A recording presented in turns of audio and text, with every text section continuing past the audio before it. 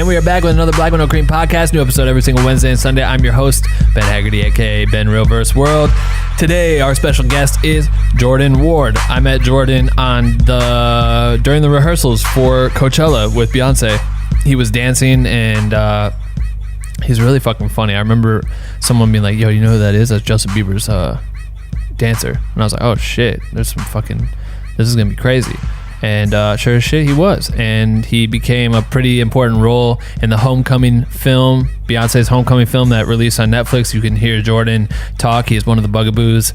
And dude is a beast with this dancing, but it's crazy to hear the story. He actually came in pretty toasty, and so it's a slow start. It's a slow start at the beginning of this podcast, but we pick up speed after a minute, and he starts going into how he got into dance and how he's been doing it at a really young age, from like theatrical dancing to getting involved with like local theaters and shit, and really having an opportunity to showcase his stuff, the importance of his mentors along the way, and then how he got into music, and just with his music and his passion for music started becoming his own artist. And he just released his own his first like album, Valley Hopefuls, which just came out. We talk about that whole Coachella experience. We talk about a lot of shit, so this was a fun interview. I'm glad we got to do it.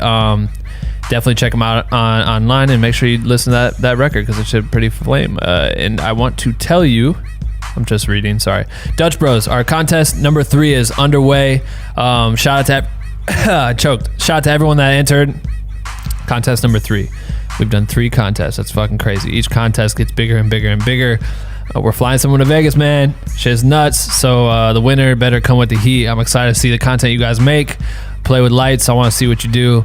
It's gonna be really cool. So just don't forget, submission date is August 25th at 11:59 Pacific time. Submit it at BWNC at DutchBros.com, and you will have your shit entered. I think it's gonna be really cool. Just try to get out, stand out of the crowd, and do something different. Play with lights. Do some shit you've never done before. I'm excited to see what you guys do. That's it, I think.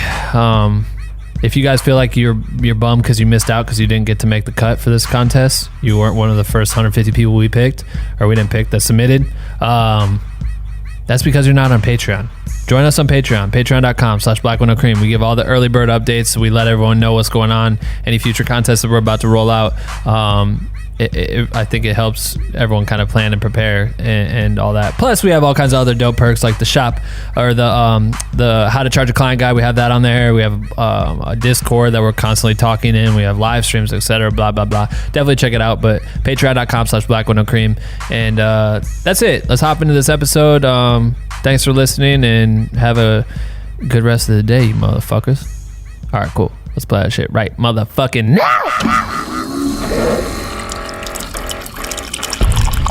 Attention. If you stop this podcast recording at any time, you will die. I don't want to die. Do you want to live? Yeah. You have 24 hours to share this podcast with 5 people, or you will die. I'm kidding, you won't die. You're just weak shit for not sharing. And the winner of the best motherfucking podcast goes to... Black with No Cream. What do you think? It's so fucking dumb and so fucking Ben Haggerty. I knew you would say that. And we are back with another Black with No Cream podcast. New episode every single Wednesday and Sunday. You like that intro? That's crazy. I wish, I feel like that's a mumble I could do something really like cool, like really, you know what I'm saying? Yeah, super tight. And I just couldn't stop laughing, like, damn. Like, only one person's ever done the intro tight, and I would say that's my homie Kavika, who had 2 VMAs that he won for best VFX, and he just brought them in and like set them on the table, and just, it was the hardest shit to me. But other than that, no one really knows about it, so they don't plan for it, and then it's just the awkward shit. That's all I like. I should have responded better, man. It's all good. Jordan, is your last name, do I say Ward? Ward, yeah, right. Jordan Ward. So do your Instagram is, you have Alex in there too. You like people calling you Jordan Alex Ward? No. One day you just put it there? I just wanted to be Jordan Ward, but my middle name is Alexander. Right. So I just tried to just stay. I just tried to just stay as fucking real, like straight to my name as possible. Yeah. I want to just do Jordan Ward. Not available on IG?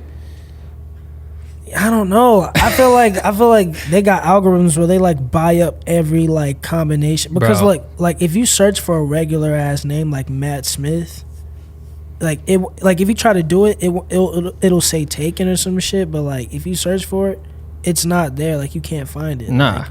So it's like, I feel like, bruh, digital real estate is a real thing. Hell yeah. Like owning like Jordan Ward is a common name. You know what I'm saying? So like owning Jordan Ward for like owning that, like, or owning like Joe Smith or like anybody's name. Like I believe they own them shits, and like pretty soon as, you know what I'm saying? Yeah, no, they do. And I know, like, for us, we bought, so Black with No Cream, to get that domain, it was blackwithNoCream.com, right? I got that for like $2. But then to get BWNC.com, someone had it and we're selling it for $3,500. And a homie made a donation on here and literally bought that shit for us to have. $3,500 fucking dollars for a website link. I mean, and that's not even bad. It's not that bad. I know a person that paid $500,000 for one. The worst is when someone just made an Instagram account and just forgot about it. And it's like Easter eggs or whatever, like, or whatever they call those, like, just sitting there and fucking collecting dust, and you want that shit way bad. My initial shit, like my first little name ever, like I had hella nicknames as a kid. My first little nickname ever was Jaws, like, cause my initials are Jordan, Jaw. Yeah. So like my mom and my grandpa like nicknamed me Jaws. Like I used to draw like Jaws and shit on my homework and shit. Like, oh, that's tight. That's why I got this. Like I used to like literally draw this shit. Like that's hard. My MySpace URL in middle school was Jaws for life. Hard one. You should change it back. I wish I could just do Jaws, but they got you, man. Then it wouldn't have to be my name at all. Then it could just be something like some other shit. Aside from URL real estate, I met you briefly. That we were just talking about this when you got here, because I'm like, I know you, but I don't know you. But I filmed you for months on end for the Coachella with Beyonce last year. And I was like, we were just talking about how you were like, yeah, slowly there'll just be more and more people, and it's like impossible to keep track of everybody. Yeah. But you were dancing. So you were dancing, and you have a big part in that film, my friend. Like, you got a fucking big little role there. Yeah. How'd that feel? Man, I don't know. Like, it's definitely cool. Like, it's definitely like hella tight. Like, it's a blessing. It's just unexpected. Like, that was not what I was going into it. Like, what do you think it was gonna be? Well, like, I don't know. I guess just, I mean, I knew it was Coachella. I knew Beyonce, like, hadn't performed. It's like she was supposed to perform like 2 years ago. Right, 2 years before they had to cancel it. Yeah, so she was supposed to perform, and I knew, like, yeah, it's definitely going to be, like, fire, legendary, you know.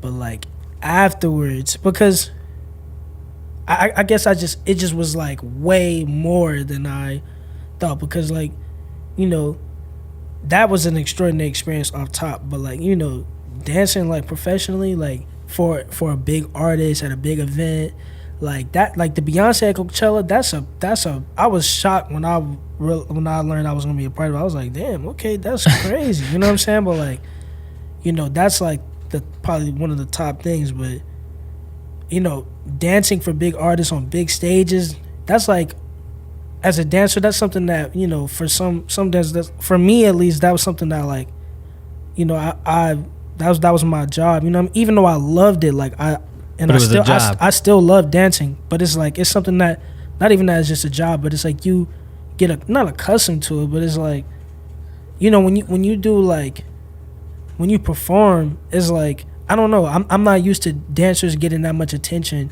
when you do shit. Like, it's like it was like, okay, I'm about to, you know, do the Beyonce Coachella, you know, like, let's go. But I didn't think it was about to be like, you know, I've done like other shit, right? And nobody, I mean, people think it's tight, but like nobody. Now it's like I'm, you know, I don't know. My mom is like, you know, people from my church, like, well, of course my mom's my biggest fan, but like, people from like grade school, you know what I'm saying? Like, I don't know. People at my Trader Joe's was like, yo, I'm like, you know what I'm saying? I'm like, yo, that's crazy. You know but I mean, like, you literally are in the film. Like, I mean, think about how many people have seen that movie. Like, I know, millions and millions. And I didn't even know the movie was coming out. That's the thing. No one did. That's what I'm saying. Like, I didn't know the movie was coming out, and I don't know, man. I don't know. It's definitely a blessing though. Thank you. I want to like, for sure, shout out Jaquan Knight, Chris Grant, absolutely, Beyonce, of course, Beyonce Jr., everybody involved, man. Yeah. I know I'm forgetting Matt, JB, I'm forgetting hella people, but, you know, That was a beautiful experience. Because you've danced with like, you've been dancing for how long? How long would you say? How many years? Professionally. Professionally? Yeah. Because I know you toured with Bieber, right? Did some stuff with Janet? Yeah, I did the she did the Billboard Awards last year.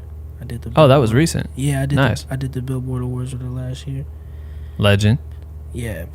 Crazy Janet, legend. Yeah, respected Janet. That's literally, she's one of my biggest inspirations, like, especially as a dancer. Like, that discipline era with the Rock With You, yo, that shit awakened me. I was like, right, let's go, you know. But what? How long you been dancing? How long have I this fucking guy? How long have I been dancing?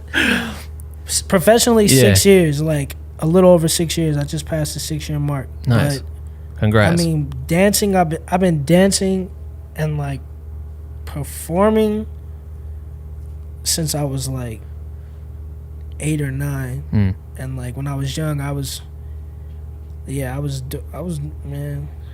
I don't know. I just be thinking about it. I'm getting older now. I'm starting to realize like I've lived so many lives. Like everybody's lived so many lives, but like I don't know. I just, especially now with what I'm doing, I'm just realizing how it all makes sense. I'm like, damn, like, you know, I've been dancing since I was like, you know, 8 or 9, but before I was dancing, I was doing musical theater, like still dancing, but I wasn't trained, you know, like right. I was just, you know, that was like at my church, then like at theaters back home, like professional theaters back home, like like my community theater too, like so I really just been doing it my whole life. And even like as a kid, before I like really took classes, I was just like dancing. But you're saying like how it's interesting how all that shit plays into what you do right now. Yeah, and it's just gonna keep going. Like what I thought was interesting is like you were talking about how doing Coachella for her, it's like, oh cool, I'm doing it, but like shit goes by so goddamn quick. Like it just happens. Like you don't even realize how insane it is, and then it's just done.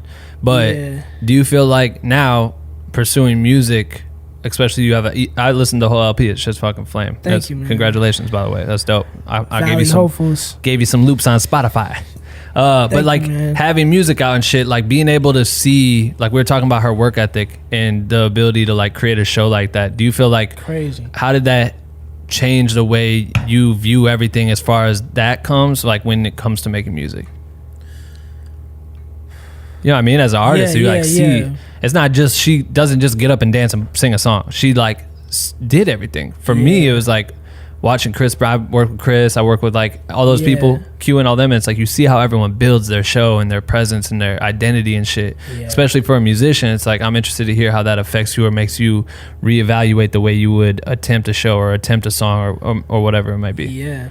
How's that go for you? Man, I think like just talk a little closer to the mic. By the way, no, you're good. I just want to seeing like, because just seeing how she does it in her element, like, and she's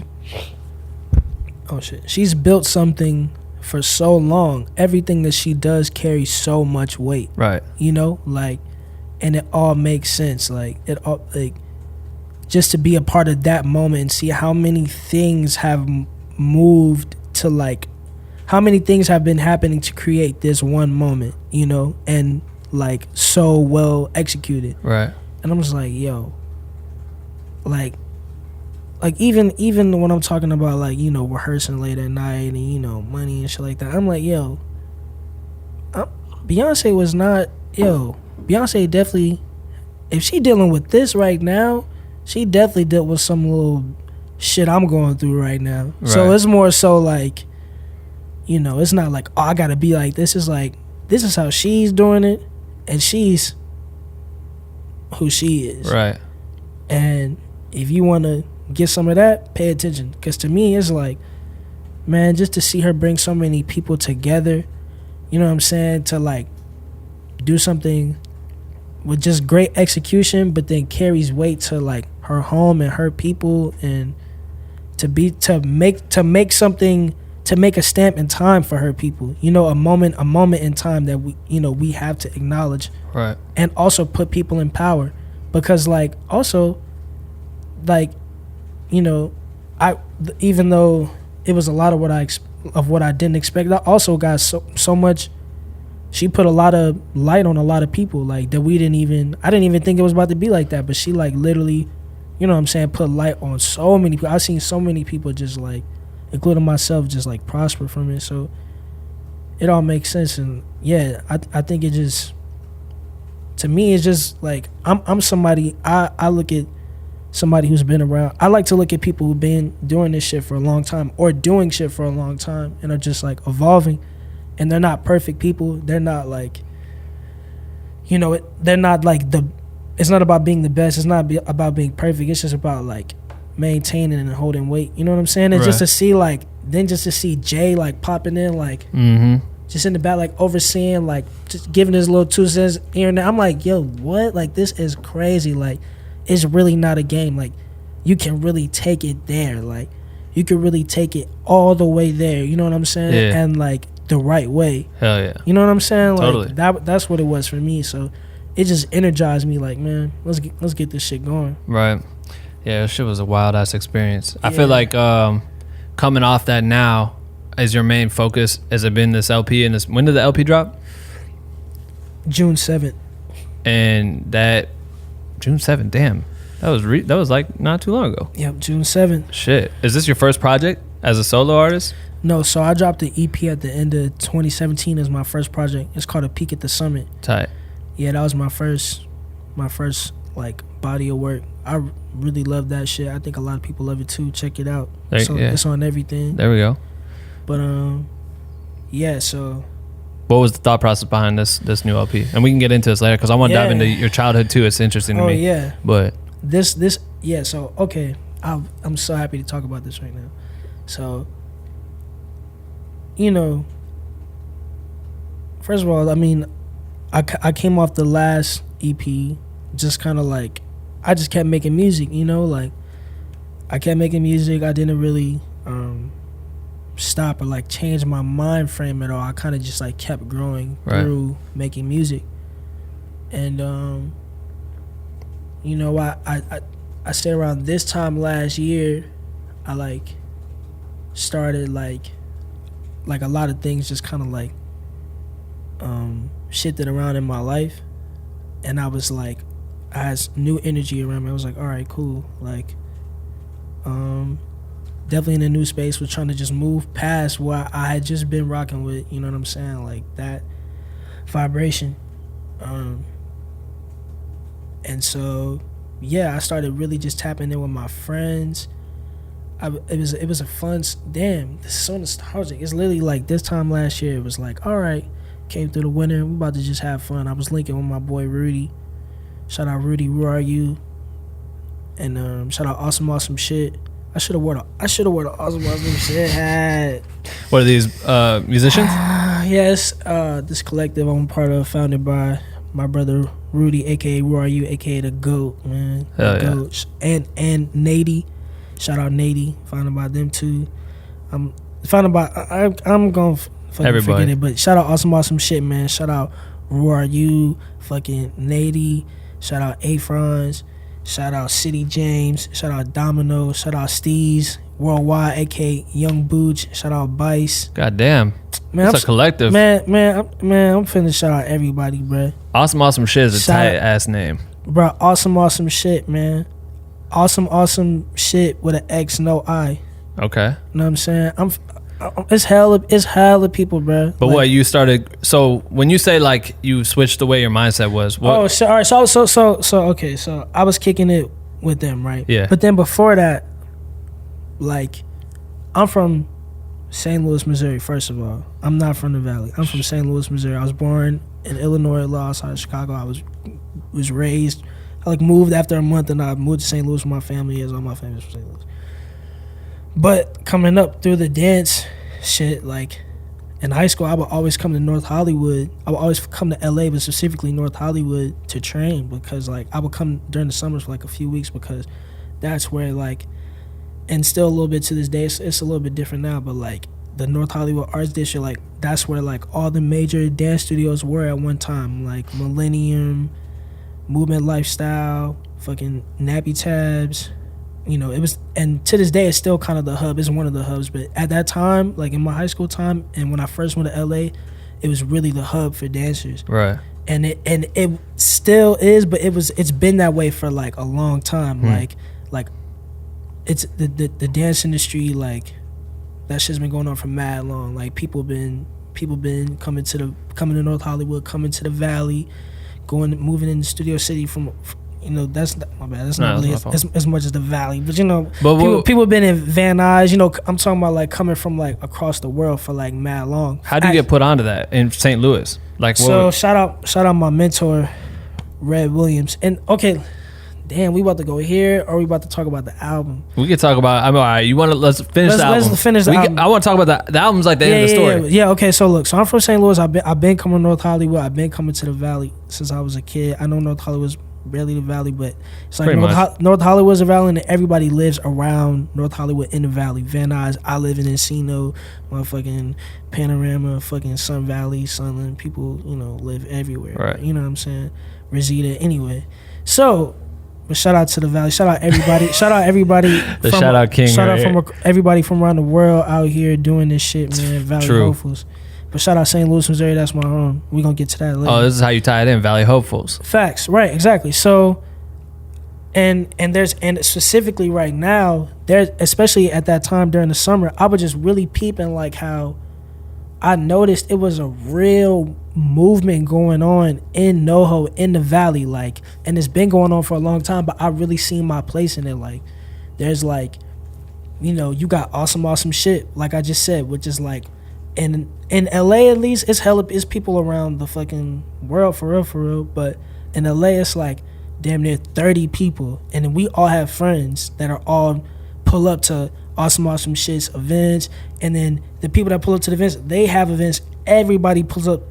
All my friends are artists. All my friends are dancers. We like go to like, it's like, yo, the biggest networking community on earth. And not the biggest, but like, I mean, for you guys in North Hollywood, like there's really, and we still got a wave going on. Like, you know, like you got people who are dancers.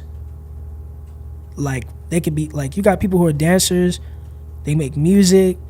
They make clothing. They do film. They fucking, and we all know each other. They produce. We all know each other. We all take the same dance classes. We all go to each other's shows. You know, we wear each other's clothing. You know what I'm saying? Like, you know, we go to the same weed spots. We eat at the same spots.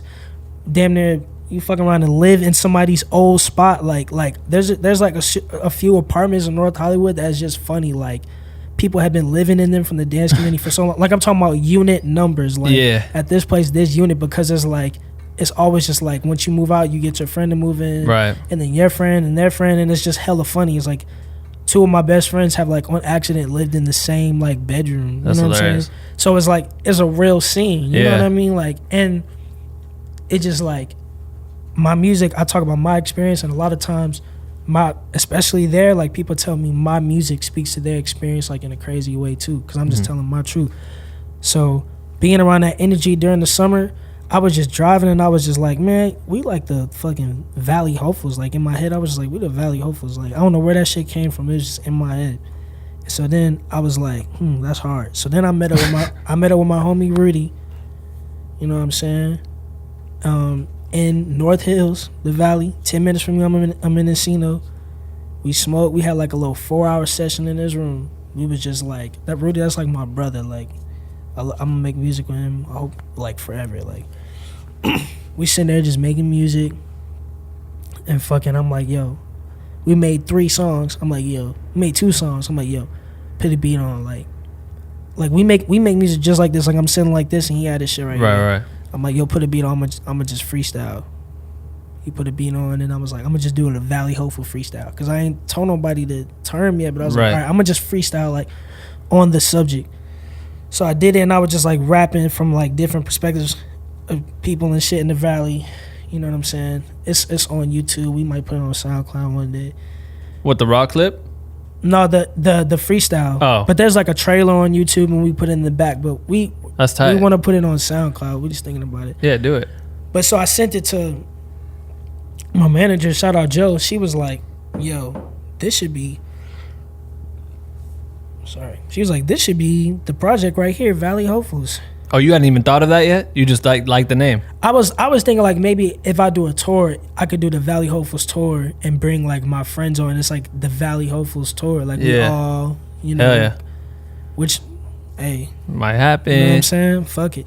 But, no, yeah, and I was like, I had kind of thought that, but I was still stuck on another name for my project. Like I was really thinking about like and conceptualizing another name and another whole idea because I had some other music, like, you know what I'm saying. But then time passed on. I didn't mean to shrug off the other wave, you know what I'm saying. But I had, you know, with more time, I just kind of was like, all right, let's just start a new thing, Valley Hopefuls, and it just made so much sense because it's like I make music with my friends.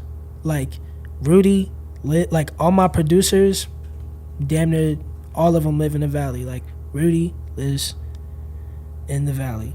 Fucking.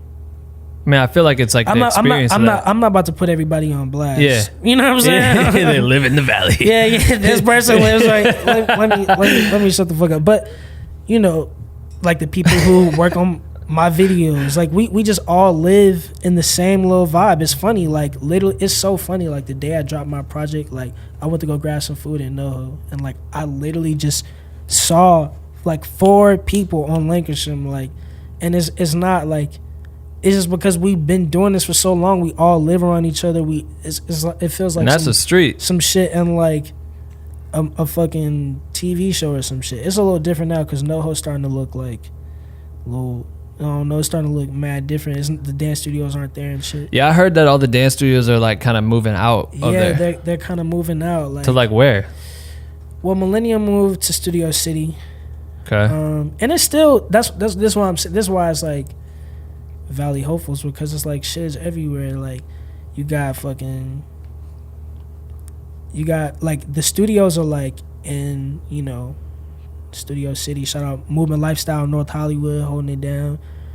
You got, you know, fucking I'm a Beast is in North Hollywood. You got KM is in Burbank, North Hollywood area. You got fucking Playground is in Hollywood, but it's close. You got, man, I'm not trying to forget nobody shit.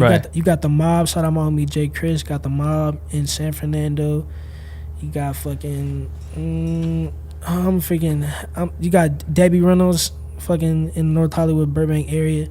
But then because the prices have been going up, because it's like shit is changing, you know what I'm saying, getting gentrified and shit, people are having to move out. Like now I have more friends like Sun Valley, right, Panorama City, Encino, Reseda, like, and then there's like, shout out Joining All Movement. It's this gym in Reseda.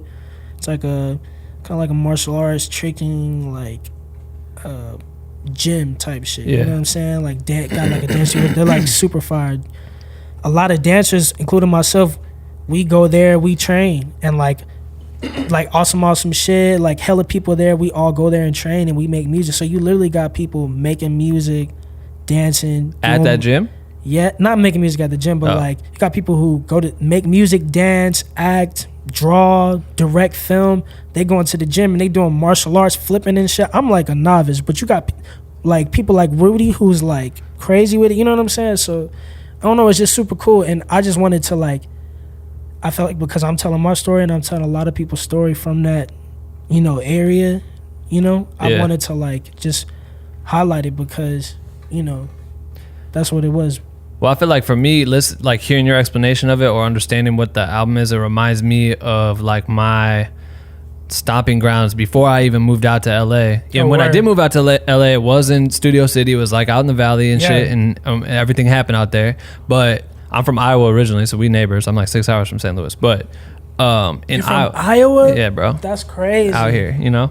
My brother went to school in St. Louis too. He was out there, so we would go up there every once in a while. I can't remember the name of the school. Yeah, play so baseball. What's it like in Iowa? Like, what's the culture like? Like musically? Just amongst people. It's cool. Like to me, my favorite part about Iowa is it's like the hardest working people I've ever met. in the sense. You got farmers for real. These real. dudes and the like everyone that does that shit get up, like they're up at fucking 4 a.m., 3 a.m. Like my girlfriend's dad, he is up every day at like 3 a.m. He's in bed at 10 p.m. Like he does so much shit. It's like insane. People just work really, really hard there. And I've always like gravitated toward or brought that with me out here. That's fine. You know what I mean? And that's why I feel like it helps me succeed in shit because I'm not bumming. Work, man. You got it, man. Work ethic is key, man. Just but keep going. Like music, because we'd all make music too, and we'd make videos, we'd make everything. We did shows, all this shit in Iowa. To think, do I know anything going on in Iowa? Nah. Oh no. Hell no. There's definitely nothing. What's the sound like? Musically? I feel like there's a lot of R&B type shit that will come out of Iowa. There's a lot of like DIY hip hop that's like, because we're so close to Minneapolis, and Minneapolis you have like all the underground like raw rap shit, you know what I mean, with like Atmosphere and shit like that. Yeah, Atmosphere's from Minneapolis, so they always do Soundset Festival, which is huge there. Tap in. Yeah, so it's like that. So I feel like that kind of drifts down, but like musically, like to me, you saying like Valley Hopefuls to me is like Waterloo, which is like where I was born, but then like my homies all lived and we had like they had the house, we would go there, we record music, we'd make ideas, we'd make videos, we'd do all this shit, and it was like you really, I think you were like saying, you reminiscing, like you're like, man, this is crazy because it's just taking me back. Like you just remember where you were when you worked so hard to try to like start something. Is that close? Is that close to like the idea of the album, Valley Hopefuls? Shit.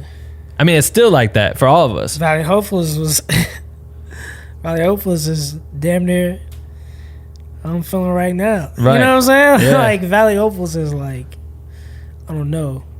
Like I said, I didn't stop making music. Like I don't know. That album is pretty. You can run that right now, and I'm just like, that's right. what it is. You know, I think Valley Hopefuls is more so like, man, it's like I know I'm doing what I got to do. You know what I'm saying? And I'm grateful, and I love what I got to do. And I know it's only up, no matter what. This is what I see. This is how I feel. It's what I got to overcome. Mm-hmm. These are my intentions. And, you know, this is what I know about myself to be true, that I wish, you know what I'm saying, I could fucking improve on. You know what I'm saying? That's the idea. That's one of the ideas. But then also, too, because for me, like, the idea of the shit is just, I just write from personal experience. Right. So, like, that's where I was at in life. So that's the idea. Yeah. Like, lyrically, like, direction-wise. But then also, too, like, just, like, creatively, or, like, I don't know. I don't want to fucking use a term out of place, but, like, when we was just making the vibe, like, I just wanted to do some shit that just, like, ride. Because I feel like when I first started making music, I was like, bruh, and I still be rapping, bruh. Like, I'm, like, you, like, and I know I definitely, like, fell back on my hip-hop shit, like, a little bit, but I still be rapping. I write raps every day. Like, I'm, like... Because your LP is not rap. It's not. But I'd be rapping on there now, and I got bars on there. Right. Yeah. You know what I'm saying? Like, I got some bars on there. I know I'm not the fucking best rapper, but I mean, you like I love Bryson rapping. Tiller lane of like sing rap, like that whole shit is tight right now. Yeah, facts, Bryson. But for me, it goes way beyond that, because when I first started, what really drew me into rap was like, I started rapping when I was like 7, like. Right, this is why I want to go. Let's go here. Yeah. So like the first rap I ever wrote was like with my friends. It was at the South City Y in St. Louis. With Nelly.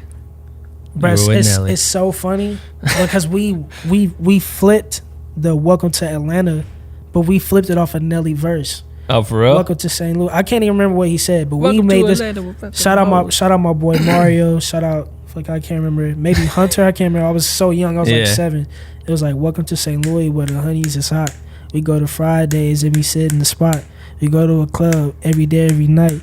Sometimes we get into these stupid little fights. Bad. What? Give me 50 feet. I would kiss your girl, but her brother's killing me. Bad. What? Give me 50 feet. I would kiss your girl, but that's too freaky. That's too freaky. That shit low key go hard right now. Oh, that's tight. That shit, I'm 7 talking about we go to Fridays and we sit in the spot. Yeah. What? Right. What does that even mean? Anyway, but then for me, it was like, I grew up really listening to like my mom. When I got in the car, it was like gospel music. I grew up in church a lot. Like my mom is a singer to this day. My mom is in like so many choirs across the city. Like she's like one of the best like in the city. Shout out my mom. So Shout out mom. Yeah, facts. I grew up in church, so like when I would get in the car, it was just like gospel and Radio Disney as a kid. Right. But I always wanted to hear the other shit. Yeah, what's outside of this? You know what I'm saying? So she would never let me listen to like 100.3 The Beat. You know what I'm saying? She would never let me listen to that. But then it was just inevitable because like where I'm from, my friends, my family, like I still hear the music, just not around her. So then when I started getting to my age where I figured out how to listen to what I wanted, started hearing that shit, like I feel like that made me go to like the harshest. So I started listening to like my first rap CD I remember my auntie got me was fucking my auntie got me Nellyville unedited, but my mom took it back. Yep. So then my mom got me the Lil Romeo shit. No, I know I returned and got the Lil Romeo shit, but then I got the Ludacris back for the first time clean. Damn. So I was listening to that like, okay, this shit hard. You know, I was fucking with that. I was like 6, you know what I'm saying? Like with a CD player, like had a CD player, it's like, you know. So then I started listening to like 50 Game. I got like crazy. Yeah. Hey, Serge. Serge just walked in. What's up, bro? What's up, dude? Serge connected this podcast Shout episode out Serge, again. Man. Aaron Ray did that. Pusharati did that. He just likes to come and chill while we do it. What's up, Serge? I thought you was finna come dap you right here. He wants to dap. Yeah. He wants that dap. I'm gonna do it later. Then I started listening to all the. Then one day my mom just like gave in. She was just like, "Fuck it," like, you know. She was like, all right, I'm gonna just let you have get that unedited. So then I started getting all the CDs. So like I started getting like I was real into the like fucking it probably started with like the beef DVDs or like the beef. You remember Beef? Yeah. So I would be watching that shit. And where'd you even get those from? Bro, they would just be on TV, like, or MTV on rerun. I was an only child, so when I wasn't dancing, I was just watching TV. I would dance for mad long, but before I was hella dancing, I would watch just hella TV. And MTV, I would stay at my granddaddy's house, and like that. This was before like MTV was like, MTV2 was like really. My bad. I had hella shows. They would just play videos all day, right. And I would just watch. It was like the black shit, like it was like the rap, hip hop, R&B shit, and I would just watch hella videos. Mm-hmm. So I started, you know, liking like 50 Cent, The Game, fucking, you know, Lil Wayne, you know, Tupac. They played a lot of Tupac, a lot of Biggie, a lot of Jay, a lot of Nas, like older shit. This is like early 2000s, you know what I'm saying? So DMX, so man. So then when I started getting hell CD, of an era. So then when I started getting CDs, I had like a CD player, you know what I'm saying? And like I said, I'm my only child, so I spent a lot of time by myself, like the bus to school, walking to school, catching the city bus to school because I had to go to Latchkey and shit early, you know what I'm saying? Going home from school, catching the bus to dance in the suburbs, you know what I'm saying? I spent a lot of time by myself, only child, single mom. So I had a CD player, I was always listening to music. So when I had CDs, I was getting shit like, you know, fucking, I literally had like Eminem Greatest Hits, Curtain Call, that shit's classic. Yeah. Lil Wayne. This is when I could buy my own CDs. I can get whatever verse. So I had all the dirty verses. I was hype. Lil Wayne, Carter 2. You know what I'm saying? The Game. I already had the Game documentary on fucking, but it was clean. Right. Bruh. That shit was such a buzzkill. Bro. But then from there, I started getting into like, I was super into G-Unit, like Tony Yayo and shit. But then I started getting it. Then I got a fucking an iPod. And then the internet came along and we got cable and I started like learning about like all these other artists. So then I was like, okay, finding a root of this shit. Like, you know, then I started listening to like Jay, Pac. There was a time like 11 to 12. It was so weird now that I think back. It's not weird, but it's just like hella funny. It was literally a running joke like at my school. Like I was obsessed with Tupac, bro. Like I would always just run in the room like Tupac not dead. Like I would spit hella facts at you about Tupac. Right. I would spit hella facts about like 50 Cent. Like, you know what I'm saying? Like I was super into Pac. Like my mom, we went to Atlanta. We went to like the Tupac museum and shit. I like kept this rock for like a whole, like my mom probably still has it and shit. That's tight. He's like the reason I like always wanted to get my nose pierced. Right. My mom would never let me. Classic. Listening to so the CDs I got. So I was on that wave. So I got like the All Eyes on Me CD. I got Me Against the World. That's like my favorite Pac album. I got Ready to Die, Nas Illmatic. I don't know what like I guess I do know what drew me to this shit, but it's like I'm not from the streets or anything. Like I've never like, but I don't know. But that's because the stories from shit that you don't get to hear every day. Yeah, you know facts. what I mean? And it's also just like shit going around me, shit that I see. I grew up in like a super great home. Like my mom is the best mom ever. I had a great childhood, but like just being from where I'm from, you see shit. You know what's going on. Your family got shit going on. Your friends got shit going on. So it's like, okay, cool. So listening to music, but then like I feel like because I have like a little bit of breath from the situation, like because of how my mom raised me and what she's able to provide for me and my family, my granddaddy, like all my whole life I've been blessed. So like I was really able to just like I appreciate it. Like I don't know, then I was listening to like Ye, Tribe Called Quest, you know what I'm saying, Consequence, fucking like Common is one of my favorite rappers of all time. Like to this day, like it's one of my favorites. Did you ever have that like booklet thing, that Ziploc booklet where you could put your CDs in it and you could like toss in your backpack? You remember that thing? Yes, bro. And you could flip it like this. It was like both sides, like 4 CDs per page. Yes, but see, by this time I had the iPod. Did I have an iPod? The iPod came like 2006. Yeah. And see, by this point, I like started to really respect the value of like knowing the history, right? Because like by this time, I was talking about hip hop, and I was into hip hop naturally that most people my age wasn't. Everybody, you know what I'm saying? So like older people started putting me on and like to like the real history of it, and so then like, and then also I like made a rap with my friends. I started to write raps. Like I remember I watched the Lil Romeo show on Nickelodeon. He had a rhyme book.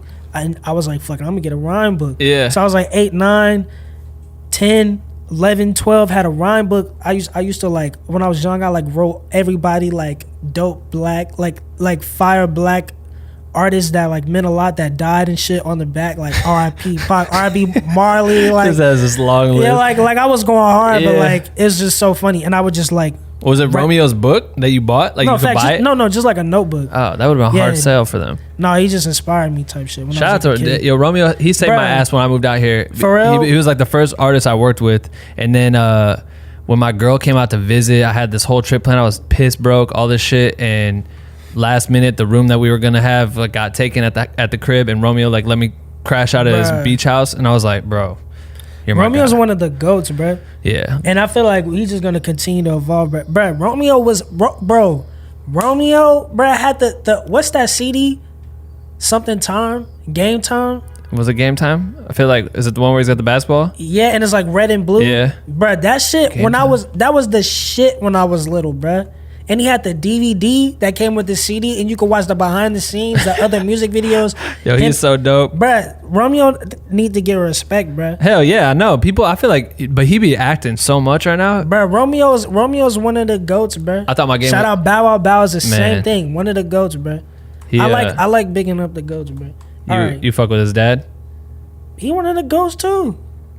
Legend. He laid a blueprint, bro. He really did. All right, so I started writing raps, and then like it would be like a thing like at school or like the lock-ins at the rec center in the city. Damn, like I forgot about lock-ins. Yo, going to the lock-ins at the fucking Y. Yeah. On fucking Union, or I can't remember where it is, but like just going to like the lock-ins or being at the, cause I grew up like going to the Y a lot. Like I was the only child, but like when my mom on holidays had work and shit, I would go to the Y with like all the kids in the city. That's how I met a lot of my friends. A lot of people that I met at the Y when I was young, they like switched to my school and we went to school together. It was a thing like rap, like you know you would just go to the Y, you'd be there for like 8 hours, and they have like a pool table. They have like you know like right activities and shit, swimming, and it's like everybody was rapping, you know what I'm saying? But I was like in that shit. I would be like in all the contests, like dancing and shit. Like I was always just trying to perform as a kid, like always. Yeah, that's what I was gonna say. When did dancing tie in? Because it just came, bro. Like I literally would be like, it's just so funny, bro. It's funny as hell to me because like just looking back, it's like, yo, everything I wanted to do as a kid, like I'm just doing now. It's just hella funny. It's crazy, right? But like I literally, I don't know. I just never was afraid. I guess I never was afraid to do it, like as a kid, you know. Yeah, you had the energy behind it, but you were also consuming the content. I just love to do it. Like I just love to. And then it went from consume like, so yeah. So when I was like young, I watched a lot of videos. But then like when I got like 4th grade, 5th grade, I started performing it. Actually like performing on my own. Like I started doing musical theater. Like my mom used to get notes home like from school saying I was like singing and dancing in class and shit. And my whole family is full of artists. Like my uncle Skipper is he's an actor, filmmaker. You know, I got people in my family who do floral arrangements, like art, visual art. My mom sings. My, you know, grandfather's a carpenter. Like everybody's an artist. So it was like she sent me to this musical theater audition. Shout out to Muni. Muni's amazing historic ass theater in St. Louis. She sent me to that shit and fucking What would be like some of the roles you would do? Bruh, it was like... Is it like Broadway type shit? So the Muni... All right, so I'm gonna put you on... Shout out St. Louis. My hometown, I love St. Louis. So the Muni is this historic-ass theater in St. Louis. It's the largest outdoor theater in America. Oh, shit. It seats 12,000 people. What the fuck? Every summer it brings in 7 shows for a week. 7 Broadway caliber shows. Like, it's like a thing. Like, when you come from... If you... In New York, you might fuck around and come to St. Louis in the summer to work. Do all the shows, like you audition and you be in all the shows. I'm talking about like they have fucking I'm not gonna remember fucking people's names, but they be having ill ass people like fucking Michelle from Destiny's Child, Michelle Williams, right? Yeah. No disrespect, I'm just bad with names. I'm terrible with names. Michelle Williams did fucking, I think she did Aida at the Muni like a couple years ago. So I auditioned. I remember I showed up. I had never done no shit like this in my life. Like I remember like a couple weeks before I did like a play at my church for the first time and like loved it. Yeah. So I pulled up. It was like a singing and dancing thing. So I pulled up. I was like in a hoodie. Like I was in like a sweater with a Scully, jeans and Tim's like baggy. Like I was like, you know what I'm saying? Like I was trying to be swagged out. Right. I pull up. It's like I'm like 8. I think it was like January 31st. My birthday's February 1st. Right. I think I was 8. Like I was about to turn 9 the next day. I put up, it's like girls are in like leotards, like tights and shit. I'm like, yo. Like, what's the deal? But I just have no idea. I was just like, fuck, I'm gonna just have fun. I'm gonna perform. This is what I get to do. This is so fun. Well, I get to just dance and sing, and because I loved attention as a kid. Yeah. You know what I'm saying? I still love attention, but like now I'm an adult and I'm just like weird. Like, I'm like, you know, I like to make music, but then I don't like, you know what I'm saying? Yeah, it's like another thing. Yeah. Like when you're a kid, you just like, fuck it. You want to be cool. You want to get the fucking 3-pointer and all that shit. When I perform, that brings a kid out of me. Right. But anyway, so, you know, and somehow I just got in that shit. Like somehow I got in the shows, and then I got in the like, they have this program called the Muni Kids, and the Muni Kids, it's like they have the Muni Kids Ensemble, which like they have 7 shows that run for a week. And if a play has scenes with like kids or like or they need kids in the chorus, they'll put like 10, 20, 30 kids in the musical, like, and it's all outside and it's all during the summer. It's like the most fun shit ever. Like you rehearse. This is the 12,000 person. Yes, like the rehearsal facility is like you should like. Yeah, I'll pull it up. Yeah. Like it's, anyways, and that's where I got a lot of my training too. Like like I did so many plays there. Like I did fucking.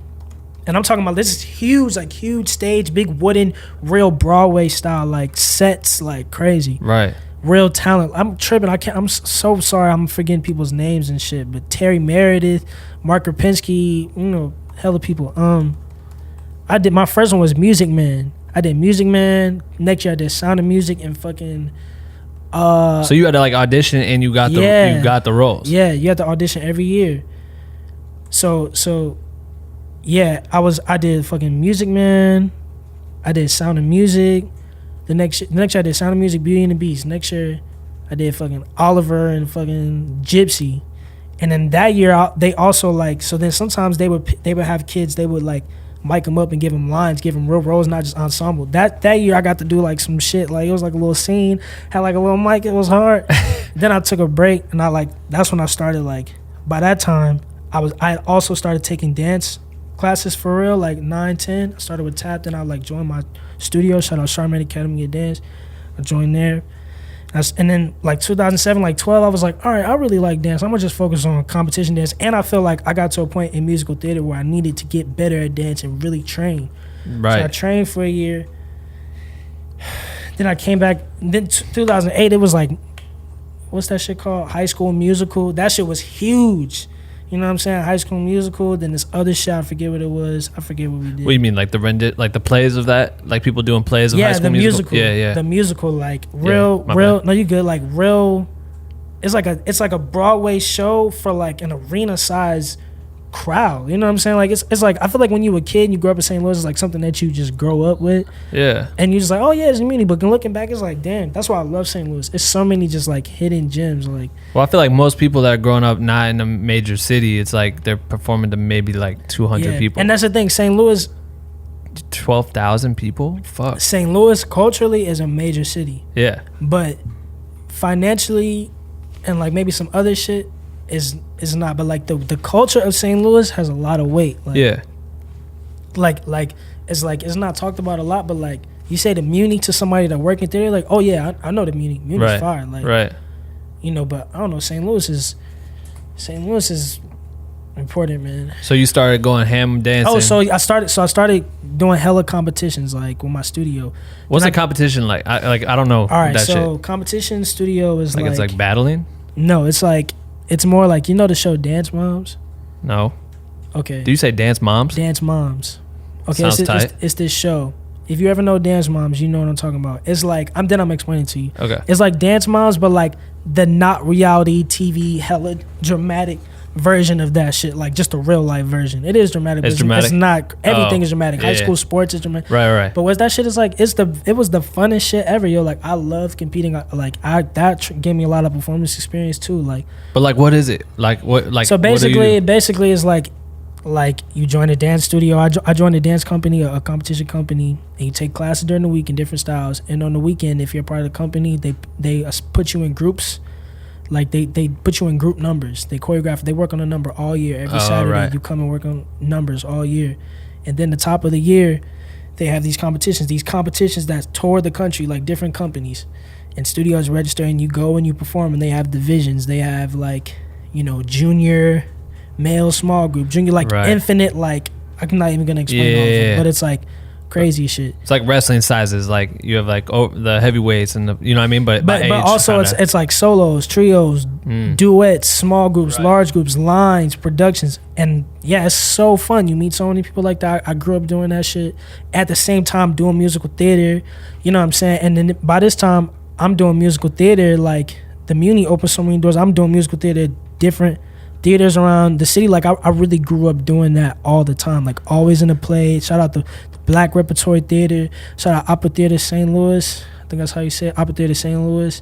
Shout out the Fox. I'm shouting out hella people right now. I don't know about the Fox. I think I've the been Fabulous Fox. They have shit all around. That's crazy. Shout out Paris Clayton. Shout out, man. Shout out. It's a whole. Shout out Coca. Shout out St. Joe's. High school is it's a big, strong theater community in St. Louis. And it's Louis. dope how like that's just became your life. Like that was my life. Like my life was like theater.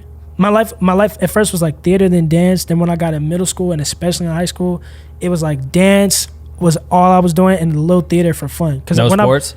No sports. I right before, like the year before I started doing dance, I ran track and I was low key fire. I would always finish second. But I finished second behind the dude. I got silver, but I always would get silver behind the dude who was like, he's fire. Like I'm pretty sure he's like training for the Olympics right now. Like he was like the son of the coach. Like he's like crazy. Right. But I was pretty good. I feel like if I would have kept going, I would have kept, been cool. Yeah. And I used to actually, I'm low key lying. Like I used to play basketball, but I played at the South City Y. Like it was like a co-ed team. Yeah. No offense to women at all. No disrespect. Like co-ed. I'm sure girls on there still playing and going crazy, but it was not like a passion of mine. I remember like being in basketball when I was young at fucking some Y. I think it was like in North County somewhere. Like I was so young, like, and I was just walking around like with my head like up in the sky, like singing songs like during the game. Like that's one of the earliest memories I have in life. So it was baked in. My mom put me in gymnastics a little bit. Like I remember going to basketball practice, then going to gymnastics after it. So, but really, and then by high school, it was like I was so focused on dance because then I met my mentor, Red Williams. Shout out. Why did he become your mentor? Like Red Williams. Shout out Red Williams. He's the GOAT. He's a legend. He's from St. Louis, Missouri. He's a dancer, choreographer, creative director. So there was this competition. Shout out Hot 104.1. They had this radio show at my school, McKinley, in middle school. They come every year towards the end of the year, and then this dance crew comes out called Matif. Shout out Tiffany. Shout out Matif. And like they would come perform, and like they pick 2 people from the audience to like come do a dance contest. And in my school, middle school, like my thing was I was like the dance dude. Like everyone you know knew. Everybody knew what I was on. You know what I'm saying? The first year they came in the 6th grade, I battled. And I think I won and shit. I was like wearing a Just Dance hoodie. I was like, yeah, you know what I'm saying? Then the next time I was dancing, I had the dance contest, and I battled my friend Naomi. Shout out Naomi, that's so funny. And afterwards, it was like, yo, man, on the radio, like they had all the kids in the auditorium, like on the bleachers and shit. Yo, man, you killed that shit, man. Matif wants you to be in their company, man. Let's go. And then all shit started going crazy. I was like, ah. So then I started going to the practices at Matif, and Red was he's at the West End Center. Red was the main choreographer, and I just like idolized him. Like to this day, he one of my idols. Like movement, creative wise, like he's amazing. So he like took me under his wing, type shit. Like I forced myself under his wing. Yeah, I was just like, and he just became like my mentor. So then he started training me. Like really, he saw what I wanted to do with like the commercial like dance world, like with hip hop, jazz. Right. I never really trained in hip hop, but like jazz, funk, like commercial choreography, like touring, you know, commercial dancing. So he started training me in that at Coca, and then Code Red at Pink. Shout out Pinky. Damn. But yeah, like so. That's dope. Yeah, so he kind of like took me under his wing, and then dance really just like by that time singing and shit was like my vision for myself as a dancer was so clear. Like I was starting to go to LA. I was starting to travel to different cities on the weekends during high school to like different conventions that would tour, and the faculty teaching the classes would be like choreographers I always wanted to train under, or people working in the industry. Shout out to Pulse, Monsters of Hip Hop, like that I got in their scholarship programs. Like I would be training, I would be flying on the weekends. So dance kind of became like my real like life. Yeah, and I was like I just want to like move to LA and dance professionally. Was that your mentor? Was your mentor the one that kind of like alley-ooped you into understanding like, oh, you should be in LA or you should go do meetup? So hell yeah. I mean, I had heard it before, but he was definitely the one that like he set the example for me, because he's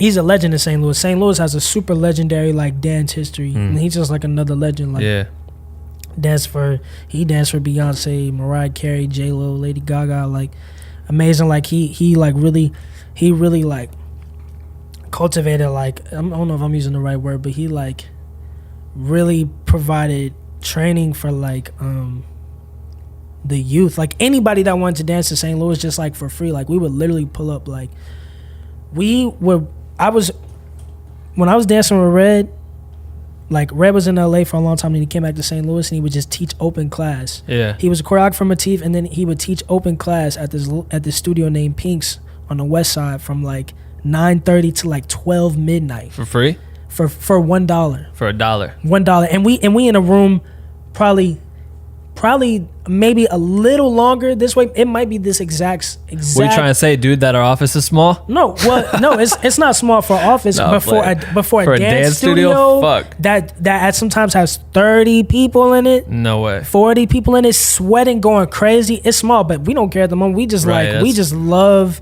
So I'm talking about like this is like high school. By this time in high school, I'm like my everyday thing is pretty much like, yo, go to school, come home for an hour, catch 3 buses to my first dance rehearsal, ride with my homie from that shit to my other shit on the other side of town. So go from the west side of town to the suburbs to go train for 3 hours from 3 to 5, then 7 to 9 in the suburbs, then drive all the way back to the west side, 9:30 to midnight to train again, do more dancing.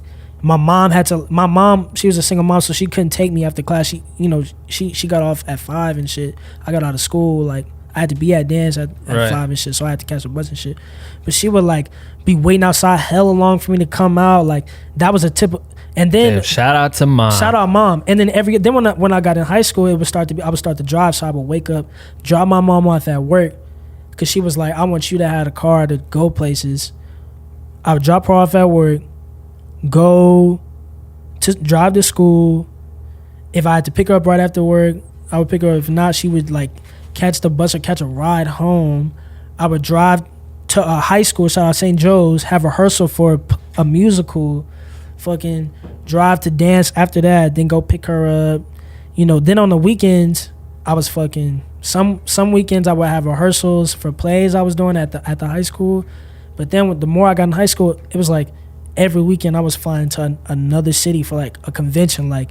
And when I wasn't flying, every other weekend I was doing bar mitzvahs, like dancing at bar mitzvahs, like to pay for the flights and shit. Damn, like, really? Yeah, like I was like my mom had like extra jobs too. Like she was going crazy. Like so she saw the vision early. She knew you had talent at the time. Like you could tell the talent was there. You know what I mean? I mean, you see mad parents like hauling their kids to soccer, all soccer camps, doing all this shit, baseball, whatever it is. It was definitely like we just kept going. Like my mom just always believed in me, and like I never really doubted myself enough to stop. And I just was passionate about what I was doing. It wasn't a matter of will it be this or I just wanted to do, right? So it's like, and then by this time I kind of was like over the rap shit. Like I was like, all my homies in high school was starting to rap. I was starting to feel like it was corny, like right. And I was starting to really just feel like I was like wanted to be like low key, like what I'm saying. I didn't want to be but I still, but all throughout that, like, what I'm listening to music wise is like, I'm constantly listening to music. I literally thought, it's funny, like I stopped thinking I wanted to be a rapper, then I started thinking maybe I wanted to be like a manager, like A&R. Like I didn't even know what that meant back in the day. Right. But I was just like, I thought I had a good taste in music. I thought I wanted to review albums. Isn't that so funny? Yeah. But like I love like I would watch fucking all the shit. I would listen to everything. Like I was listening to so much music. Like I grew up on the internet, and I was in the dance community. So like I was learning about. I would be like, well, like at school, what I was listening to, like all my friends at school, and what I was listening to from that energy was like Wayne, Drake, Gucci. Yo Gotti, right? You know what I'm saying? Chris Brown, you know what I'm saying? Like radio shit, street shit, like whatever. Like but then it was like through dance you're hearing cultural music. Through dance I'm listening to like that was cultural music too. True. But I'm getting music from other cultures. I'm starting to listen to, like Coldplay and Kings of Leon and fucking The Fray, right? Fucking all type of alternative shit. John Mayer, you know what I'm saying? Like I can't even. And it's at the point now where it's like I have my favorite artists, but now as a kid I have an iPod. I'm on the internet. Mm-hmm. I'm just getting songs now, so I'm just listening. I'm learning about. I'm listening to hip hop, soul, and then as a kid I grew up fucking. You know what I'm saying? Like my favorite shit was always hip hop. Like I always just been like listen to a lot of like Nas, Ye, Jay, Wayne, fucking fucking T.I. Yo, I was listening to T.I. King yesterday. For some reason something told me to listen to T.I. King, bruh. That shit is a classic, bruh. Everything on that shit sounds like still not right. But anyway, I was listening to like, you know what I'm saying? Everything. When you I mean after traveling so much you start to realize like yeah damn I might need to be living out in LA. What time frame? When did you move to LA? I moved to LA the day after high school. The day after high school? Yeah, I knew I wanted to live in LA like probably 14, 15 when I started going to Pulse, like when I started meeting people who lived in LA and I finally connected the people doing tours and on TV and at concerts. I finally connected what they was doing. I was like, oh, you're here, you moving to LA and then you're doing this shit, cool. So I just literally focused on that, like. Right. Hey, I want to stop this episode real quick to talk about our How to Charge a Client guide. It is available on shopbwnc.com. It is for creators who are looking to change the rates, try to find ways to charge their clients more money for the same work that they do. Sometimes we feel like we're getting undervalued. I know it happens all the time. It's really difficult to answer those questions of how much do you charge? So we kind of dove deep into the last 10 plus years of my experience in this industry, how I go about charging clients from the very beginning to now. And I think there's a lot of shit in there that's going to really change the way. We've gotten a lot of great reviews from people that have purchased it and actually started acting on some of the theories that we talk about. And they're literally, some dude just told us the other day that he made his first $7,000 check, which is insane. So yeah, check it out. Shopbwnc.com if you're interested to read more about it and all that shit. Let's get back to this episode. So when you moved out, did you have opportunity lined up, or were you just kind of like, fuck, I just need to be here, I'm gonna figure out when I get there? I mean, it's kind of like I definitely had opportunities. Like I said, I've been going to conventions, so I had people. It's a blessing, man. Like I literally, it's crazy. Like I was like in scholarship program. Shout out to Pulse with the Elite Protege program. Like I was training with them, and then I had just been cast in the Monster Show. Shout out Monster Hip Hop. Shout out the Monster Show this year. This shit's about to be fire. But you know, so the Monster Show is like so basically at these conventions, like they have all, it's like they'll rent out a big ass hotel, some hotel ballrooms type shit, and then they'll like bring in like teachers and choreographers to teach classes to like a ballroom. Like they'll have an advanced room filled with like 600, 700 kids, right? An intermediate room 500 kids, junior room 400 kids. You know what I'm saying? Like there's literally like 1,000, sometimes 2,000 kids at this shit, like just going crazy. And like, you know, the more you go, if they like, you know, fuck with you and you're doing well and they see you doing well in the program, they'll give you scholarships, like, you know, free classes, free tuition. And they go to different cities, you know, St. Louis, Chicago, New York City, Las Vegas, Atlanta, LA, you know. So that was my thing during high school. And then I started meeting, you know, the people that you start knowing the choreographers, because I started going in high school. Right. I started going freshman year all the way through senior year. So for 4 years, it was like I was going through like commercial dance college, like, you know what I'm saying? Like going away, learning from the teachers, learning from the people doing it. You know what I'm saying? Shout out the Post, man. Shout out Brian Freeman. Man, I'm finna go crazy and chill. But like, you know, like hell yeah, I'm gonna talk about these people. You know, I got the opportunity to train with Brian Freeman, one of the most legendary, iconic, innovative people in dance. Like, what's some of his credits? Man, Brian Freeman, I mean, he's creative, directed, choreographed for so many people. I don't know the exact titles, but like people, I mean, Britney Spears, fucking Justin Bieber, fucking Janet Jackson, fucking everybody, like. So it means the legendary, world to you. And he was training him, Gildo DeLoud, shout out Gildo DeLoud, Dave Scott, Tassandra Chavez, Tice DiOrio. I'm not finna go crazy saying everybody's name, but shout out, they would train and teach, and then they would bring assistants, people from LA who were dancers, act like they probably was like my age, going to assist and work at the conventions, help them teach the classes, and I got to meet them, and it's kind of just like, it's like you become the next, like you become a wave of people coming to LA. It's like you literally train with for 4 years with like kids from across the world. You seeing them every other weekend, training with them, and it's like you're learning. You know what I'm saying? It's like boot camp. They're getting you right before you get out there, and then you just go straight to it. Yeah, and it's fun. Yeah. It's so fun, and you just expressing yourself. Like, it's like raw energy. Like, yeah, that's really tight. Is that still happening right now? Like those conventions? The conventions is like really popular? Shout out the Pulse is now known as Nexus. Shout out Monsters of Hip Hop.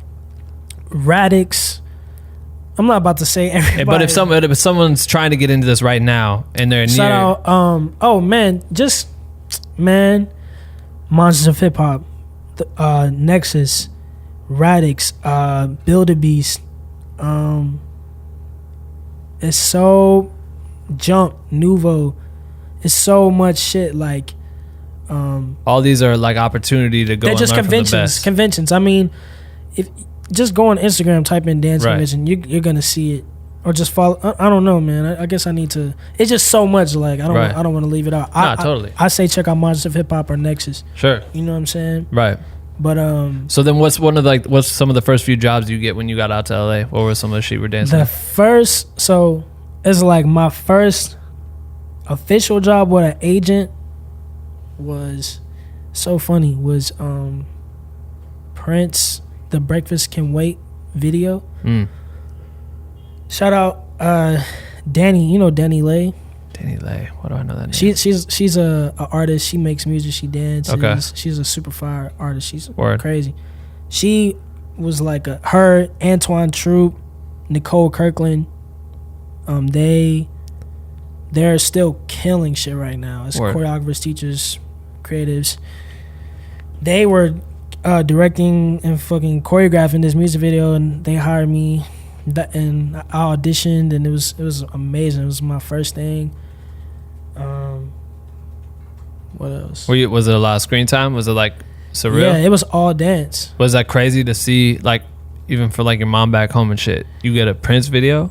Yeah, it was just like, whoa, like how? Like it's working. Yeah. I got $700. I remember when I got that check and it was $700, bro. I felt like I was never finna come down. I felt like I was like, 700? What? I'm good. Like, don't eat. Come on, I'm good, yo. So yeah, I was doing that. I was doing a lot of music video. I was doing like, actually, I started doing like a lot of like TV shit, like Glee. I did Glee really? like a lot. Fucking little spot things with artists like little like Dancing with the Stars, like little appearances on TV. But it would be for dancing, or would you have dancing. roles like? No, dancing. Yeah. Dancing. X Factor. Then I started doing more stuff for artists. I really wanted to dance for artists, so I started doing stuff for artists. Shout out Becky G. Becky G was like the first. On my first tour was this shit called Move Live on Tour with Derek and Julianne Huff. Right. You know what I'm saying? So shout out Nappy Tabs. They hired me for that. It's kind of like you start with like smaller jobs, and you start to, I don't know. Everybody has their own path. Right. Then I started fucking with Becky G. Shout out Becky G. It was like shower. You remember that song, Singing in the Shower? She going crazy now. She's going super crazy. But it was like more towards the beginning of her career. Like started traveling with her, doing her shit.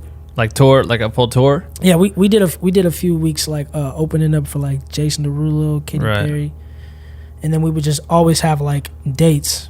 It was like every week I was going somewhere with Becky, and then just like little music videos, assisting.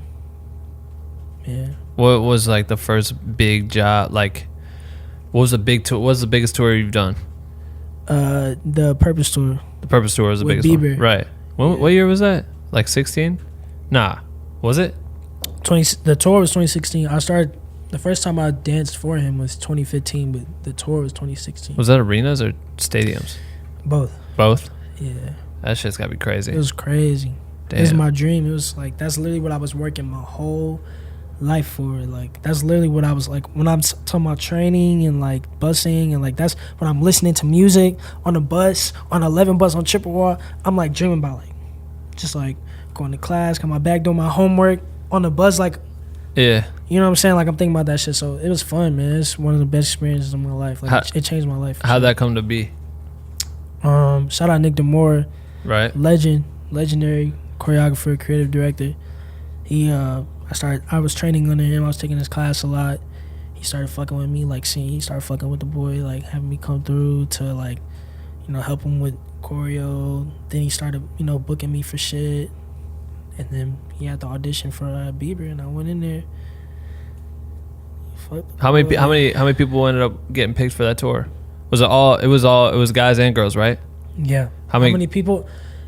How many males? How many males? That got picked for the tour. Bro, I can't break it down, bro. Really? It was a lot of people?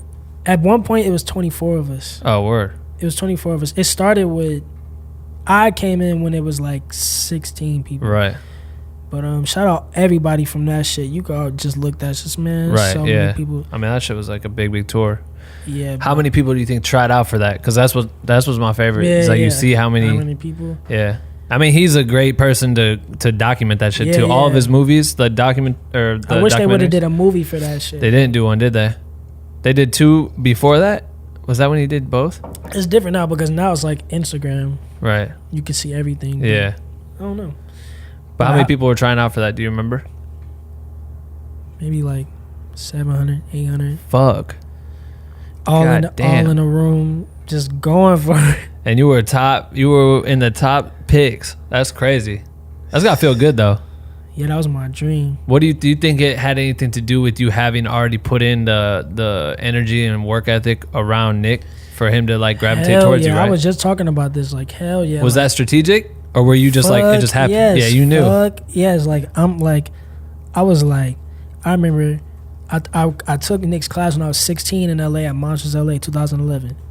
And I did not think he was finna fuck with me because I watched his videos on YouTube so much. And I was like, you're not finna fuck with me, but fuck it. I was just in the front killing shit. He called me out for a group. I was like, bet, boom. I knew then. Not knew then, but I was like, all right, I gotta fuck with this. I gotta, you know what I'm saying? So then he teach class in LA, and I would just be in his class like every time I was in his class. I was trying to get that style. I was trying to. It's like by the time the shit came up, it was like I've been at every class. He was like, "Fuck it, just come start." You know what I'm saying? Helping me and shit. Then he started hiring me. But it was just like, I don't know. It definitely was preparation. It definitely was, and even up until that point, I wasn't sure. Like I wasn't sure. It was just like, man, I'm just putting all my eggs in this basket. Like, yeah, I'm sure it helps to have like the first initial relationship though for him to start putting an eye on you. Yeah, clearly you're hungry as fuck for it, right? Like it's like you gotta be there. Yeah, hell yeah. What were some like the difficulties that you faced going on tour, like to that extent? Was there any difficulties? Yeah, were you ever running? I mean, like, how long was the tour? Like a year and a half, like 2 years. God damn. It really was like 2 years. Yeah. I was in the tour, but I was also just in the camp, like in the realm, like for like 2 years. Right. But I mean, like, you dedicate a lot of time to that shit. Yeah, difficulties. I mean, difficulties really was just like more personal shit for me. Sure. Like the tour was challenging, like physically, like the show itself, and doing the show literally 200 times, like doing the show like every other day for 3 months, you know what I'm saying? Like for 2 years, like, and 2 hour show. Like, yeah, it's physically challenging, but it's what I love to do. Like, it's what I was like preparing my whole life for, and I was excited. I was ready. You know what I'm saying? Like, I felt like I was at the Super Bowl type shit. What's the percentage of like the time that you're on stage and off stage during that 2 hour show? Shit. Were you guys in it pretty heavy? Like 60% on stage, 40% off. Right. God damn. 13 out of the 18 numbers, we did 13. And on top of it, he's got to do the whole shit for 2 hours. Facts. That's fucking crazy, right? It's not easy. Nah, Facts. People always sit here and question like why these people, like these superstars, fucking go off edge for a second or whatever. And it's like, man, this dude didn't even have it bad. He didn't even. They glorify his shit like, oh, he's driving a car fast. He's out of control. But if I had a fast car back then, not my Corolla thing that my grandma gave me, like I would have been ripping. Right. People he doing his thing, man. Yeah. But that's insane. Shout like that's JB, a lot of work. Yeah, facts. But it wasn't work because I loved it. You know what I'm saying? Yeah. I love to perform, and I feel like, yeah, like it taught me the value of like seeing something through. You know what I'm saying? Like, yeah. So when you get off that tour, what's next? Did you think you were going to continue working with him, or was it more so like, all right, cool, this is kind of like he's not doing tours for a minute or whatever, like that's kind of completed the world tour, whatever you want to call it? Man, so while on tour, like say a couple months in, I was with my bro Rudy. Shout out, who are you? Yeah. Rudy again. He was on tour with me. Oh, dope. He was one of the trickers, and he's super fire. What's the trigger? Artist. The ones that do the dope flip things? Yes. That's tight. That shit's crazy. Exactly. Him and my brother Kyle Cordova. Shout out Kyle Cordova, aka Shot by Kyle. Shout out Luigi. Shout out Kid David. Motherfucking Keebs, man. You say Shot by Kyle? Shot by Kyle. I know that dude. I just met him the other day. That's my brother. Yeah, he came here for coffee. That's my big brother. Like that's really? that's like one of the closest people in the world to me. He's dope. He's brother. super dope. So so him and Rudy are like childhood friends. Okay. And I train with him. That's what we go to. He the one that brought me to jam and shit. Like, wow. So him and Rudy, I would just be with them all the time on tour. You got so much time off. I got so much. So I would just be with Rudy. He would be making beats. We'd be smoking, chilling. I'd be freestyling for fun. Like, all of us just freestyling for fun. Like, but then I was like, man, I'm fucking with this shit. So Rudy with me in fucking Germany at the top of our like 3-month Europe leg. We like went to get some recording equipment. I started like, I literally had this. Yeah, right. I literally had this with an interface. And like on my off days in Europe, like I would have a show like every 2 or 3 days. Mm-hmm. Sometimes like back to back, sometimes, but and I would just be like, I would, like going to the city and see shit for a show. Yeah. But like, I was just like making shit. Like I was just like just because I wanted to. Like, yeah, I was thinking about it for a career, but at the time I was just like, man, I like this shit. So I started fucking with it. And then like halfway through the tour, it was like, all right, now I'm starting to go into the studio. Nick Demore, shout out Harv. He was like, yo, if you're serious about this, you need to go to the studio. You need to start getting mix and master shit. So I booked some sessions with the money I had from the tour. Rudy had given me some beats, some other people had given me beats, and I just like started recording some songs. Damn. And so by the time the tour ended, because the tour ended early, Yeah. I was like, I thought the tour was gonna go on for like 3 more months. Oh, really? But during the summer, so then like 2017, I dropped the song. Then during the summer, I'm like in the studio, like I got more time off, so I'm like, okay, I'm like in the studio making music now. Like now I'm like, okay, I'm finna drop an EP at the end of the year. And then I get a call to the tours, cancel early, and then I'm just like, all right, fuck it. And so then I drop. But like by that time, I like before the tour even ended, I knew I was gonna drop another. I know I was gonna drop a project. I knew I wanted to drop another one. Right. I knew I wanted to like go on tour myself. So it was like, I don't know if I was trying to stop dancing, but I was like, I just want to like, you know, I definitely want to do this. I want to do this whole thing. So Right. by the time the tour ended, I was like, shit, I'm gonna keep dancing. I'm trying to drop my project, bro. So I dropped my project. Yeah. Were you doing like performances with your music at that point? Have you done a show? At that point? Yeah, or like to date, have you done shows yourself? Oh yeah, performing? yeah. This show like 2 weeks ago, I opened up. Shout out 𝐅𝐿𝐋𝐋𝐖 and just I opened up for her at the Mint. Oh, she dope. was super fire. The night my project dropped, I opened at I had a show at the Peppermint Club. Oh, nice. Yeah, that shit was fire. Yeah, that's tight. So when But at that point, by the time I dropped my EP, I maybe performed a few times, but it was like during my homie set, like right.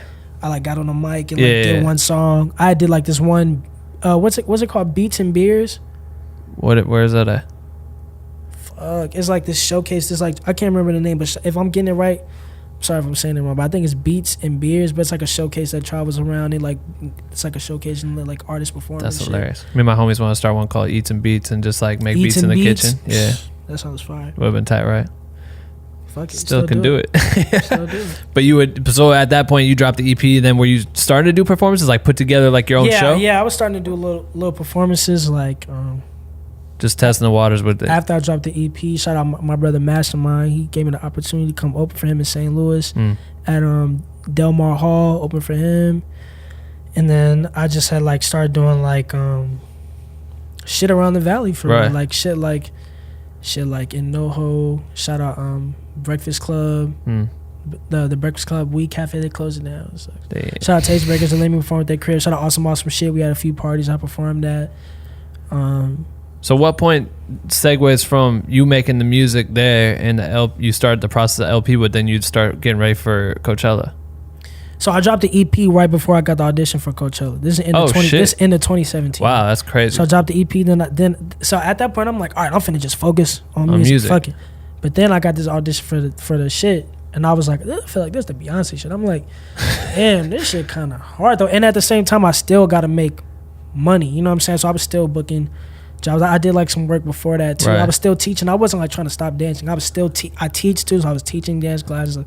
And I still, like, to this day, I'm active in the dance community. I still work. I still teach. Like, that's still what I love to do, and I'll pay my bills for real. Hell yeah. But at that time, you know, I got the Beyonce shit. I was like, fuck it, I'm gonna just fuck it. Because I was like, 2018, man, fuck, I'm gonna just try to just focus on music. But then I got that. I was like, man, this shit's kind of hard. All right, let me just go and see. I didn't think I was finna get it. I was like, man, I'm not finna get this shit, but fuck it. I'm gonna just go. It's fun. Auditions are fun for me. I'm gonna have fun, you know?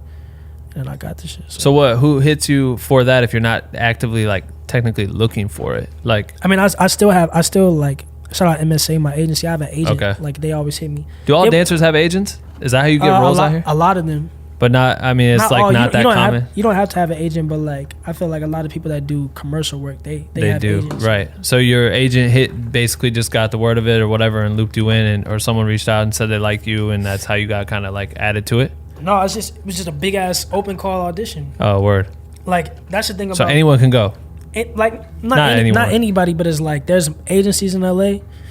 There's like 5-6 main agencies in LA, and plenty of other agencies. And when people are looking for work, they just hit the agencies. Right. Like, yo, we looking for this, that, and the third. And if you fit the shit, right. And at the time, they was looking for everybody. As you can see, they had plenty of different people up there. Yeah, they did.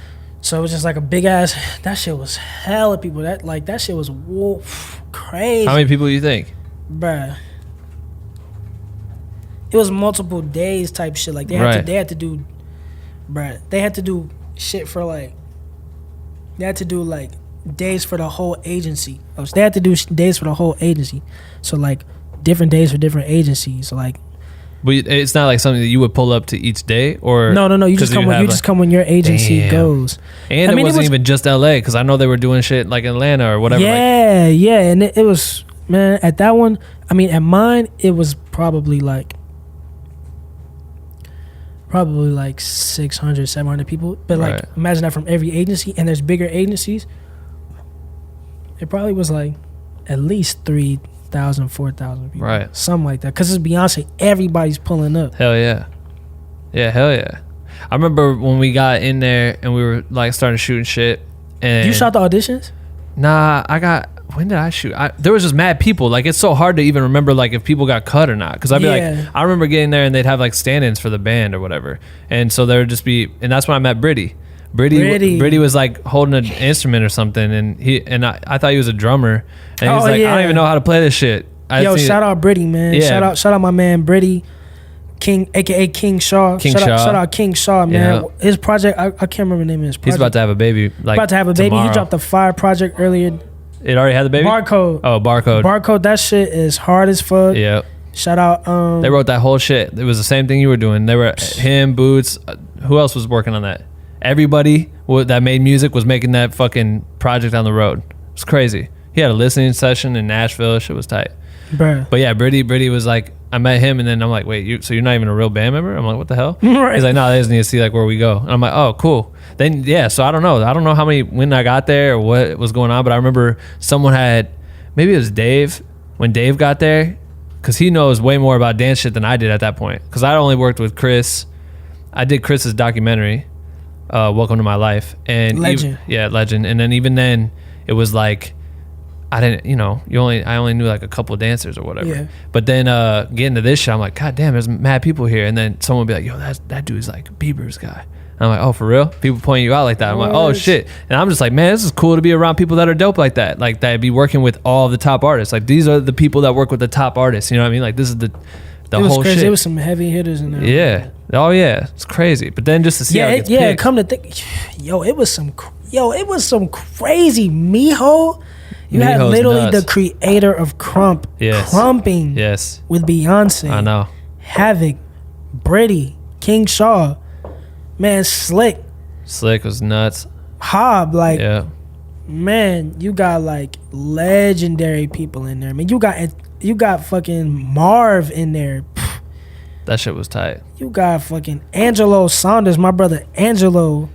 Man, you got crazy people in there, man.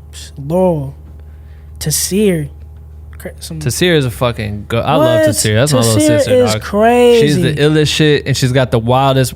I don't know how her back bends like that, but she can do this shit. She's one of my favorite dancers, bro. Yeah, Taseer is on so God, dope. Like one of my favorite dancers. Man, so what like throughout the entire experience, what do you think is like your biggest takeaway from all of it? Especially now that the film came out and you are literally up there as like one of the main. What was it? Bugaboo what? Bugaboo upgrade you. You guys had to do that shit so many fucking times. That's what I'm saying. By the time I got on stage, I wasn't even nervous at all. That's how I was because the whole shit was like, I know exactly what I'm about to do. Mm-hmm. I know exactly what I'm about to do. This is rehearsed so many times. Yeah. But I love watching Jaquel be like, do it again, guys. You gotta like, I don't know what the critique will be. I'm like, I feel like I've heard them say it every way possible right at this point. But to segue to that. Yeah. All that shit was necessary because when I got on stage, I felt that I was like, yeah, I get why this is so impactful and clean and well executed, because do you know how many times, do you know how much preparation went into this? And that's what I took away from it, was like, hell yeah. Yo, hard work and like preparation. Yeah. Like, and now I understand, like, don't get me wrong, I definitely have always respected Beyonce. Like, I've always admired Beyonce. Fucking one of the first CDs I had was Dangerously in Love. That shit went crazy. But I've never been like, I'm not a part of the Beehive type shit. You know what I'm saying? It's another level. After that, I'm like, I definitely, like, seeing how it is, I'm like, yo, Beyonce is one of the greats. Like, Mount Rushmore of music type shit. You know what I'm saying? Like, she, like, and I just respect what she does, because she not playing I mean, I'm not gonna talk too much about. But I mean, she puts in work. It's, You know what I'm it's saying? incredibly You inspiring. already know I'm not about to start going into what go on, but Nope. yeah, but no, she's yeah. one of the greats, man. She does. What do you think is like in the near future for you? Do you think you're gonna continue a mixture of both dance and music, or do you think now that this LP's out, you're gonna try to really like take it to the next level when it comes to this shit? Or what? Or maybe you're just even still writing and working on new shit. Yeah, I mean, for me, what's in the future of me is just like, I think, just further express myself, like, you know, and express like, you know, because I feel like I'm seeking like truth and like good in my life, so I feel like I use what I do in my life to express that in hopes that it gets to the world. Good music, good things, good people, like good intentions, good energy, Right. good you know, ideas. Mm-hmm. You know, I just want to just do that. So I want to, I mean, for me, it's like I dance, like I'm never gonna stop dancing. Right. I'm never gonna stop dancing. I'm not gonna say never, but like I don't want to stop. I want to keep dancing. I want to keep making music. I want to do way more shit. Like I want to just express myself in all type of ways. Like I have like so many things I want to do. It doesn't even make sense. Like I don't even know how I'm gonna do these things, but I want to do them. I'm gonna do them, you know. So I'm just gonna keep going on this journey because I'm just learning that like if I keep going, everything that I think about is gonna come to fruition because I'm seeing it. Do you do you think you could ever see yourself opening up your own like academy or something like that? And are you, follow-up question, do you find yourself mentoring young dancers like what's his name did for you? I can't think of his name off top. Word. So an academy, and do I mention? So an academy, I don't know. That's definitely not something I'm thinking about. Right. I feel like I would love to support, and I definitely continue to teach. Like I love teaching, but I don't know. I don't know if that's really for me. But and I would love to be involved, maybe help one. You know what I'm saying? Right, Like right. be a part of one. But I don't think it could be like, I don't think I could take the wheel with it. Type shit, you know. And then do I mentor people? I mean, shit, definitely not to the level that Red does.